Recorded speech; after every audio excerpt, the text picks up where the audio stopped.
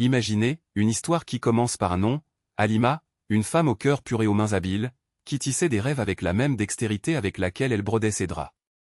Elle était la lumière de cette maison, le sourire qui égayait les jours les plus gris, la force qui soutenait la famille lorsque le monde semblait s'effondrer. Halima rêvait du mariage de sa fille, un moment qui aurait dû être un moment de pure joie, mais le destin, cruel et implacable, a décidé de brûler ses rêves avec elle. Les flammes ont tout dévoré, ses espoirs, ses projets, même la chance de voir sa fille habillée en mariée. Et que restait-il? Cendres. Juste des cendres et une question qui résonne sans réponse, pourquoi le feu l'a-t-il choisi? Pourquoi une femme qui a consacré sa vie à prendre soin des autres, qui n'a jamais fait de mal à personne, a-t-elle dû partir ainsi, sans même avoir le temps de faire un dernier au revoir? Halima n'a pas eu l'occasion de parler du mariage, de partager son bonheur, de voir les yeux de sa fille s'illuminer lorsqu'elle lui a dit « oui ».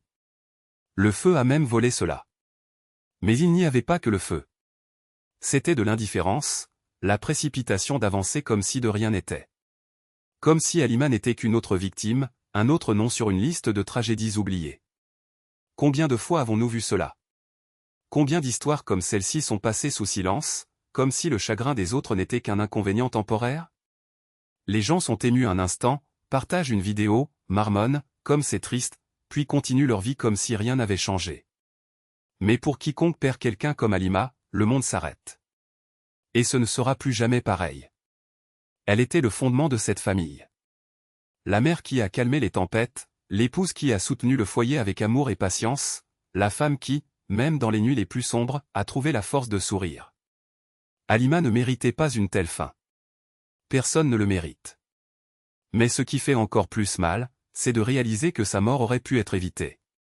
Combien de fois ignorons-nous les signes? Combien de fois fermons-nous les yeux sur les dangers qui entourent nos maisons, nos proches? Le feu ne choisit pas ses victimes, nous lui donnons le pouvoir de détruire. Et maintenant, que reste-t-il? Une famille déchirée, une fille qui grandira sans sa mère, un mari qui devra apprendre à vivre avec son absence. Les souvenirs restent, certes, mais aussi la culpabilité qui nous ronge, et si on avait fait quelque chose de différent? Et si on avait fait plus attention? La vérité est qu'il n'y a pas de réponse à cette question. La vie continue, sans pitié, et c'est à nous de faire en sorte que des histoires comme celle d'Halima ne se reproduisent plus. Parce que l'amour ne devrait pas finir dans les flammes.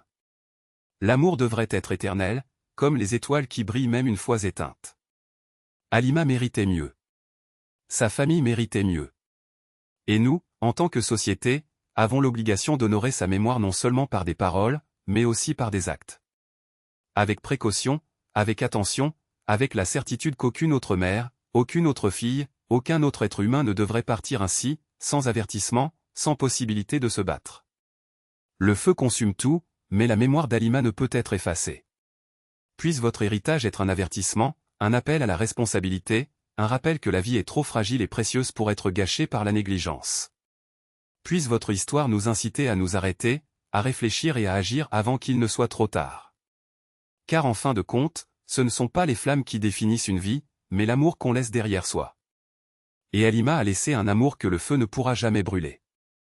Et là, entre le silence des vivants et le cri des morts, la terre brûle encore.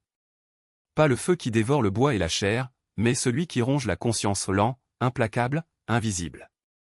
Halima n'est plus là pour nous le rappeler, mais son absence est devant nous un miroir brisé. Combien d'autres histoires ont été ainsi effacées, sans témoin, sans justice, sans même un nom pour résonner dans les prières du matin? Que faire de cette vérité inconfortable? Les enterre-t-on à côté des ossements, comme si l'oubli était un baume? Ou la laissons-nous nous brûler de l'intérieur, jusqu'à ce que chacun de nous devienne une flamme vivante, portant le poids de ne pas répéter l'erreur? Parce que le feu ne choisit pas ses victimes, il suit simplement la trace de la négligence, de l'avidité, de cette indifférence qui dit « ce n'est pas moi », alors que les murs s'effondrent. Jeannot et Malchude n'étaient pas n'importe quel nom. C'était le soupir d'une mère qui disait au revoir sans savoir que ce serait la dernière fois. C'était le rire de Jubert, qui croyait que demain ce serait une autre journée de jeu dans la rue, pas un cercueil trop petit pour son corps. C'était la promesse d'un avenir qui s'est effondré en cendres avant même d'être écrit. Et maintenant, qui répond à leur place? Les registres ont brûlé avec les documents. Les coupables se cachent derrière des mots vides de sens, accident, fatalité, destin, comme si ces syllabes pouvaient effacer l'odeur de chair brûlée qui flotte encore dans l'air. Mais le deuil n'est pas un acte solitaire. C'est une vocation. Quand les mains se réunissent pour élever non seulement un tombeau, mais une voix, quand les yeux refusent de détourner le regard du visage de l'injustice, lorsque chacun de nous comprendra que l'indifférence est le carburant le plus dangereux, alors, et alors seulement, Halima et les siens cesseront d'être des numéros dans un rapport. Ils deviennent des phares. Aujourd'hui, pendant que certains comptent les pertes matérielles, d'autres comptent les enfants qui ne rentreront pas chez eux. Tandis que certains calculent le coût de la reconstruction, d'autres mesurent l'ampleur du vide dans les bras qui berçaient autrefois un enfant. Et au milieu de cet abîme, une question résonne, insistante, combien de fois allons-nous encore attendre que le feu nous enseigne ce que nous aurions dû apprendre des larmes des autres? La mémoire n'est pas un fardeau. C'est une arme. Et s'il y a quelque chose que le feu ne peut pas consumer, c'est la détermination de ceux qui refusent de tourner la page.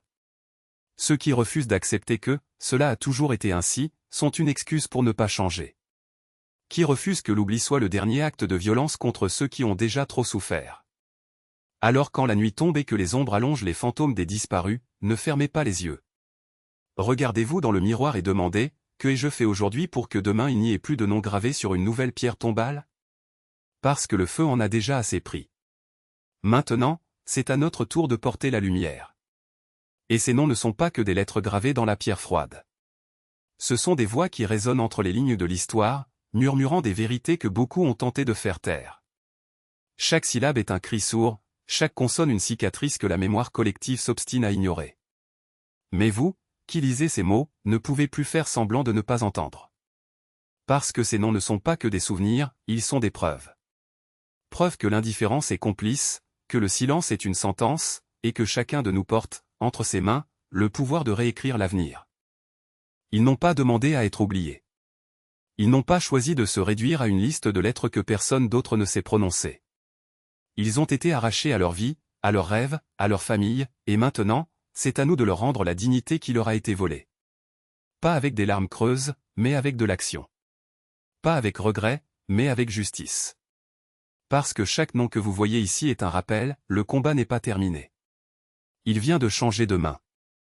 Alors, quand l'aube arrive et que le poids des responsabilités vous semble insupportable, rappelez-vous, vous n'êtes pas seul. Il y a des millions d'yeux ouverts, de mains prêtes, de voix qui refusent de se taire. Et ensemble, nous pouvons faire de cette liste de victimes un manifeste de résistance. Parce que l'histoire n'est pas écrite par les puissants, elle est écrite par ceux qui osent se souvenir. Et aujourd'hui, ce choix vous appartient.